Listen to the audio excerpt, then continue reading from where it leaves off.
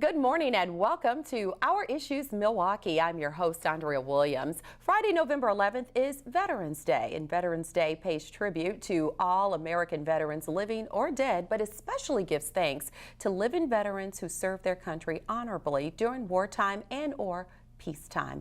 My first guest this morning serves as the executive director of an organization that's founded and run by veterans, the Milwaukee Homeless Veterans Initiative. It's been in existence since 2008, and Kirsten Sobieski, she is here to tell us more about it. How are you, Kirsten? Great. How are you? I'm doing well, and you've been on the show before, so welcome back. Thank you. Good to have you here. Your organization takes pride in offering unique programs. So if you would tell us more about the organization and how you make a difference in the lives of veterans. Well, we make a difference in the lives of all veterans, which is something that we found with other organizations throughout our community and across the country. The name veteran, the word veteran, means different things to different people. Our organization has a different approach than many. We work with anyone who has worn the uniform, anyone who has served in the military. So we're not excluding veterans based on the amount of time they spent on active duty, based on whether or not they served in combat, or if they were in the reserves or National Guard. So we take that unique approach because we realize there are gaps and there are things that other organizations aren't able to do to assist all veterans. So that's what really sets us apart. Yeah, so you're saying basically if someone was in the reserves versus active duty, like you said, the National Guard versus overseas, statewide, peacetime, front lines, rear lines, it does not matter. You have programs that are going to actually be there for every last person who has worn that uniform. Exactly. Yeah.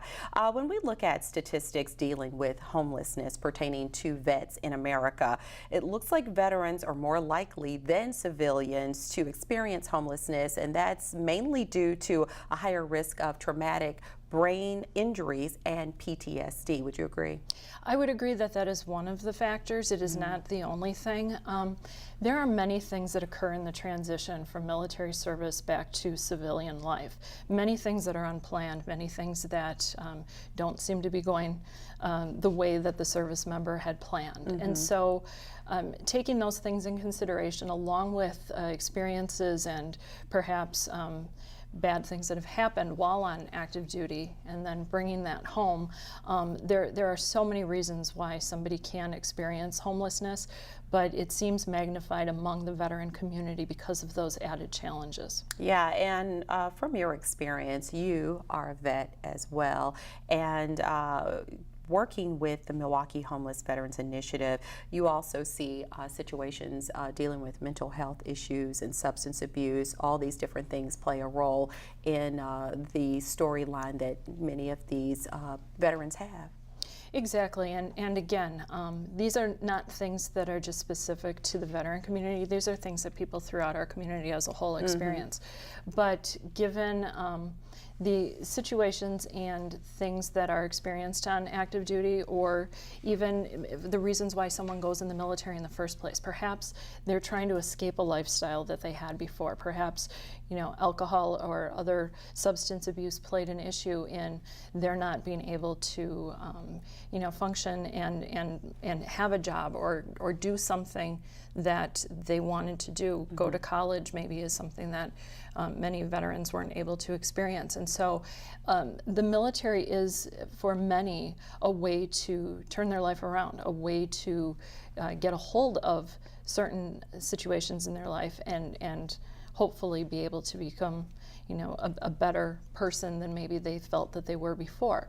When things happen then in the military that contribute to that added substance abuse or mental health issues that maybe were there before, but with the challenges and the experiences in the military, maybe that they become out on the forefront then. And so there are many things that all of us in society as a whole are experiencing, but added with the military service and the experience, it again is something that we look at in a different lens because we know that there are additional sacrifices and struggles that can magnify those issues that people are facing.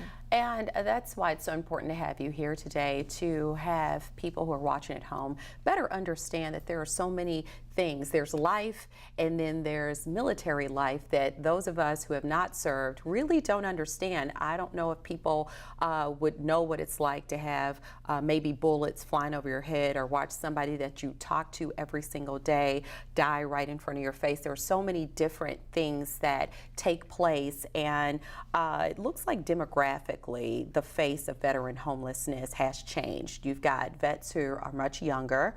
39% of the total homeless population, and this was really surprising to me, is African American.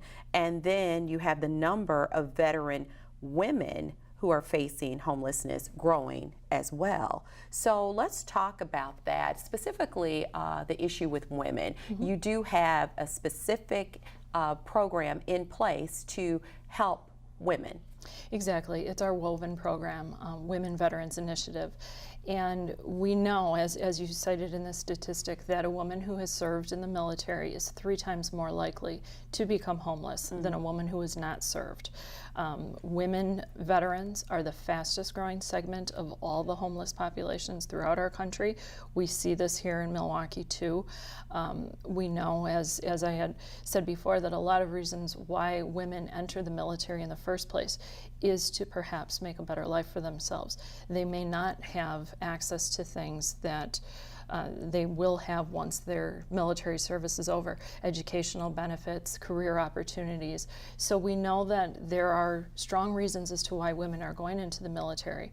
But again, some of the experiences that women are involved in, and some of the things that have happened to them in the service, can complicate things once they come home, and homelessness can quickly be one of the things on their doorstep if a lot of the other needs are not addressed or met, or if situations in the family life changes or things occur that prevent somebody from being able to be where they want to be. Mm-hmm. And you also have what's called the Home Support Program, and this is specifically where people at home can really pitch in and help make a difference. Tell us about this program and how people watching can help. Our home support program is one of our largest programs, and it's probably the one that people identify us with the most. We started this program in 2010 as a way to continue our services and our assistance to veterans when they move into housing after having experienced homelessness. When they finally have a place to call home, our home support program is the program that makes it possible for them to have all of the things that all of us need when we move into a new place: the furniture, the household goods, the toiletries, all of those essential items that can quickly add up if you're purchasing them on your own. But through the generosity and the donations throughout our community, we are able to show up on the moving day or a day shortly thereafter with a full truck, a moving truck full of the furniture, the household goods, everything that they need to call home. And our trucks are out every day, Monday through Friday, delivering to veterans and also picking up from individuals in our community. So our logo is seen driving through the city and the suburbs every day. I'm hearing from people that say, "I know who you guys are. You're the guys, you're the people that have the furniture." So it is just the response that we get and the participation from the community is just, it's overwhelming and it's life-changing. And last year in 2015, we moved 343 formerly homeless veterans into new living spaces and provided them all the essentials that I just talked about. So it's very rewarding. Yeah, that's the chill bump effect, really, because to be able to make a difference in the lives of that many people really says a lot. So if someone wants to donate gently used furniture or those much needed household things like spatulas, the things that we probably take for granted every day, spoons, forks, those things, how can they do that? They can either visit our website, which is www.mkehomelessvets.org, or call our office between Monday and Friday, and that phone number is 414-257-4111. We'll schedule a pickup maybe within a couple days to, within a week, to be able to come in and get those items that people are willing to donate to us. And we have, every day we have people that are just phenomenal in what they're offering us to be able to pass along to our veterans. I love that. And another important necessity when it comes to just everyday living is food. Of course, you have the emergency food program. Tell us about that. That is, our emergency food pantry is for veterans and families that are having a hard time maybe purchasing groceries during a certain period. Maybe they had an unexpected bill, or their paycheck wasn't what they expected it to be, and so it's a supplemental food pantry in that they call us, we pack some groceries up, and we deliver to them. You don't have to fill out an application, you don't have to go through an income check, you don't have to go through a lot of that red tape with other food pantries. Once again, if you're a veteran and you're in need, we are here to help. And so we don't ask all the questions that a lot of the other places ask, but we'll quickly package up the groceries and deliver to any veteran or family that needs assistance. It's all a breath of fresh air, it is. And you have something that's called Bikes for Stripes, and you have to explain how this works, and really people can donate, which is tax deductible, right? Exactly. Okay. Just like all of the other donations to all of our programs. Our Bikes for Stripes program was started in a partnership with the Milwaukee County Veterans Service Office and the Milwaukee Police Department, and we pick up numerous times of the year bikes that are on inventory on Milwaukee PD and suburban police departments to be able to give to veterans. We look them over, fill the tires, make minor repairs, but again, the donation is so appreciated because it's so hard to be able to go and purchase all of those things that we need, but a bike might not necessarily be the first thing that somebody's going to purchase, but it's a necessity in some aspects for certain veterans. Maybe a veteran with PTSD that does not drive, maybe a veteran that has anxiety over mass transportation, maybe somebody that's trying to get their driver's license back but has to go through a couple hoops in order to get that. So transportation is huge, and we all know how important it is to be able to get around. We also know that biking is great fitness, and for a variety of wellness reasons, we really encourage veterans and anybody for that matter to take up biking. It's really a good thing to be able to do and relieve a bunch of stress too. I love it, and of course all those details again are right there on your website. And finally, I just wanted to take a moment to remember an outstanding member of our community that we lost a few months ago, Mr. Eric Vaughn. He's appeared on this show several times over the years, and I remember he and I were doing some bell ringing for the Salvation Army, and he said, hey, listen, there's this great organization that I want you to know about,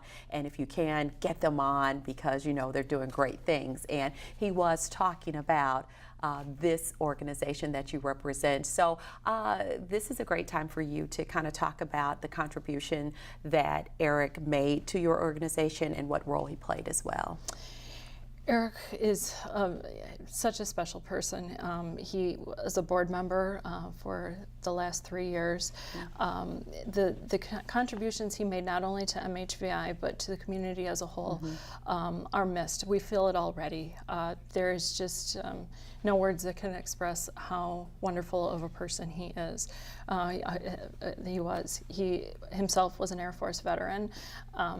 He did so many things for the veteran community and for the community as a whole, and really was recognized for all of his contributions, and really had wonderful ideas and suggestions that he brought to our board to be able to connect our organization to others in the community that were struggling and those that needed assistance, and just even to make those connections with other organizations that he was involved in.